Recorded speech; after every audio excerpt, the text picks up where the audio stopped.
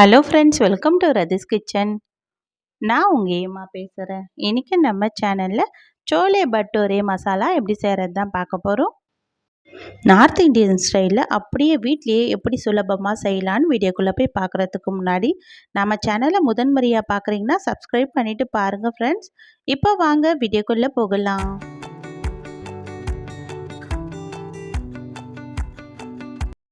Friends, இந்த சோலே பட்டூரே மசாலா செய்கிறதுக்காக இப்போ நம்ம ஒரு மசாலா பொருள் ரெடி பண்ண போகிறோம்.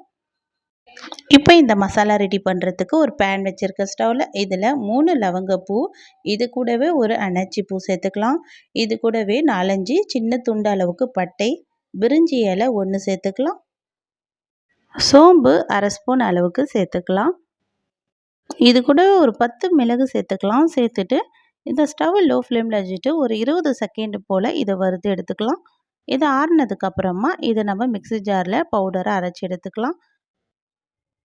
இப்போ மசாலா ரெடி பண்ணிட்டோம். இப்போ நம்ம ஒரு கடாய் வச்சுக்கலாம் ஸ்டவ்வில். இந்த சோலே பட்டூரே மசாலா ரெடி பண்ண போகிறோம். இதற்காக 4 டேபிள் ஸ்பூன் அளவுக்கு எண்ணெய் சேர்த்துட்டேன். இது கூடவே 1/4 ஸ்பூன் அளவுக்கு சோம்பு சேர்த்துடலாம்.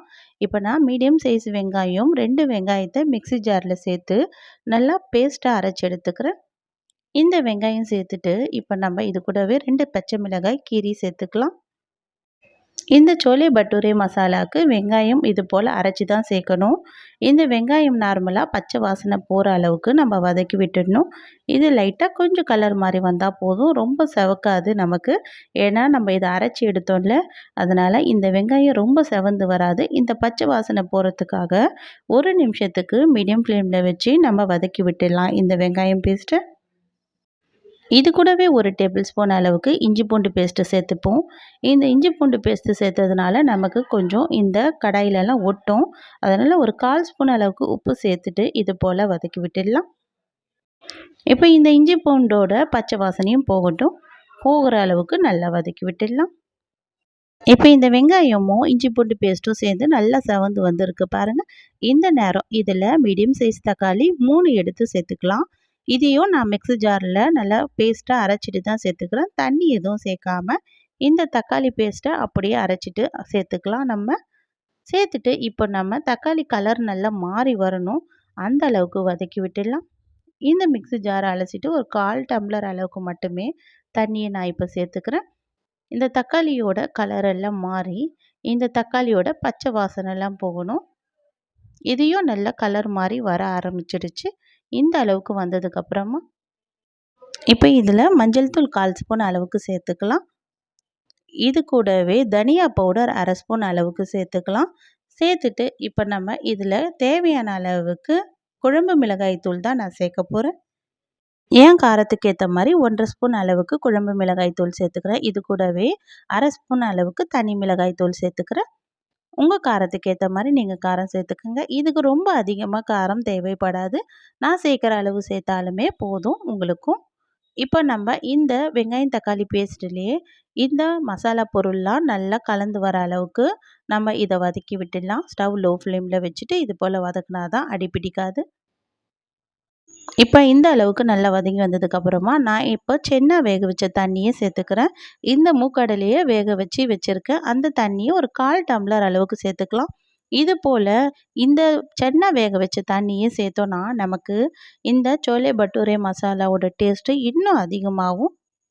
இப்போ இது நல்லா எண்ணெய் பிரிஞ்சு வருதுல்ல, இந்த நேரம் நம்ம ஏற்கனவே அரைச்சி வச்சுருந்தோம் பாருங்கள் மிக்ஸி ஜாரில் வறுத்து அரைச்சி உள்ள மசாலா பொருட்கள், அந்த பொருட்கள் எல்லாம் சேர்த்துடலாம். சேர்த்துட்டு இப்போ இதையும் கலந்து விட்டாச்சு. இதுவும் நல்லா எண்ணெய் பிரிஞ்சு வர நேரத்தில் இப்போ நான் 2 கப் அளவுக்கு மூக்கடலையை சேர்த்துக்கிறேன். நான் எடுத்த மொத்தமாக 2½ கப் அளவுக்கு மூக்கடலையில் 2 கப் அளவு தான் சேர்த்துருக்கேன். 1/4 கப் மூக்கடலையை அப்படியே வச்சுருக்கேன். இது நல்லா வேக வச்சு இந்த மூக்கடலையை நம்ம சேர்த்துட்டோம். சேர்த்துட்டு இப்போ நம்ம இந்த கிரேவிக்கு தேவையான அளவுக்கு உப்பு சேர்த்தாச்சு. சேர்த்துட்டு இதை நல்லா கலந்து விட்டுடலாம். இப்போ மிக்ஸி ஜாரை அலசிட்டு ஒரு 200 ml அளவுக்கு தண்ணி சேர்த்துடலாம். தண்ணி சேர்த்துட்டு இதை நல்லா கலந்து விட்டுடலாம். கலந்து விட்டுட்டு இது நல்லா கொதிச்சு வர ஆரம்பிக்கட்டும். இப்போ இதில் கொத்தமல்லி இலைகள் சேர்த்துடலாம். இது நல்லா கொதிச்சு வர ஆரம்பிக்கட்டும். இது நல்லா 1 நிமிஷம் நல்லா ஹை ஃப்ளேம்லேயே ஸ்டவ் வைக்கலாம். அப்போ தான் நமக்கு கொதிச்சு வர ஆரம்பிக்கும். மூக்கடலை ஏற்கனவே நம்ம வேக வச்சு தான் சேர்த்தோம். அதனால் இது ரொம்ப நேரம் இந்த கிரேவியில் கொதித்து வேகணும்னு அவசியம் கிடையாது. இப்போ இந்த கிரேவி நல்லா கொதித்து வர ஆரம்பிக்கிறது. 1 நிமிஷம் ஆனதுக்கப்புறமா இந்த அளவுக்கு நல்லா கொதித்து வருதுல்ல, இப்போ நான் 1/4 கப் அளவுக்கு மூக்கடலையும் ஏற்கனவே வேக வச்சு நான் அப்படியே தனியாக வச்சுருந்தேன் பாருங்கள். அதை மிக்ஸி ஜாரில் பவுடரை அரைச்சிட்டு இப்போ நம்ம இதில் சேர்த்துக்கலாம். அப்போ தான் இந்த கிரேவி வந்து இன்னும் நல்லா டேஸ்ட்டாக இருக்கும். அது இல்லாமல் இந்த கிரேவியும் நல்லா திக்காகி வரும் நமக்கு. இப்போ நம்ம கலந்து விட்டுட்டு ஒரு மூடி போட்டு மூடிடலாம்.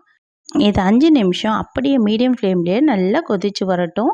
இந்த கிரேவி நல்லா நமக்கு திக்காகி வந்துடும். இது ஆற ஆற இன்னும் நமக்கு நல்லா திக்காகி வரும்.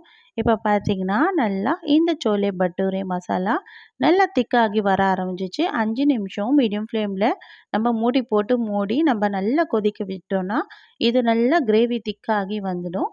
அவ்வளோதான், நமக்கு சூப்பரான சோலே பட்டூரே மசாலா ரெடி ஆயிடுச்சு. கண்டிப்பாக நீங்களும் வீட்டில் ட்ரை பண்ணி பாருங்கள் ஃப்ரெண்ட்ஸ். இது நல்லா ஆற ஆற இன்னும் நமக்கு திக்னஸ் கொடுக்கும். அதனால் இந்த ஸ்டேஜில் நம்ம ஸ்டவ் ஆஃப் பண்ணி விட்டுடலாம். எவ்வளோ சுலபமாக இந்த ரெசிபி செஞ்சுட்டோம் பாருங்கள் ஃப்ரெண்ட்ஸ். பிகினர்ஸ் கூட ரொம்ப சுலபமாக செஞ்சிடலாம். கண்டிப்பாக நீங்களும் வீட்டில் ட்ரை பண்ணி பாருங்கள். ட்ரை பண்ணி பார்த்துட்டு எப்படி இருக்குன்னு எனக்கு மறக்காமல் கமெண்ட் பண்ணுங்கள். இந்த வீடியோ பிடிச்சிருந்தால் லைக் பண்ணுங்கள். தேங்க்யூ.